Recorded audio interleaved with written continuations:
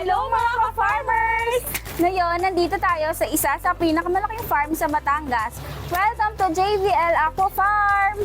Alam namin na tayong mga Pilipino, sobrang hilig natin sa hipon. May it be buttered shrimp, tempura, sinigang na hipon o ano pa mang lutuin ang hipon yan, approve sa atin yung mga Pinoy. Tama ba, Ma'am Christine? Tama! Samahan niyo kami sa pag-harvest Ng ating mga paboritong hipon! Ang hipon ay isang sikat na shellfish sa Pilipinas dahil sa sarap nito. Isa rin itong pangunahing produkto ng bansa dahil madali itong paramihin at makikita sa iba't ibang lugar.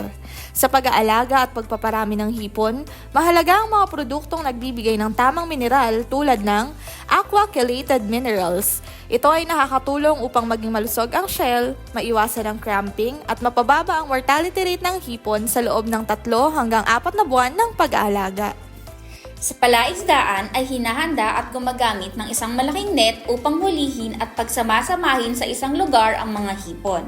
Pagkatapos, ito ay isasalin sa mga banyera at ilalagay sa mga lalagyang may lamang yelo. Ito ay tinatawag na chilled harvest.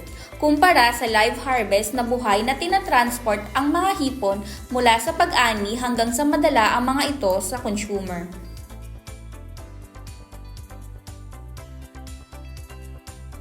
Happy farming!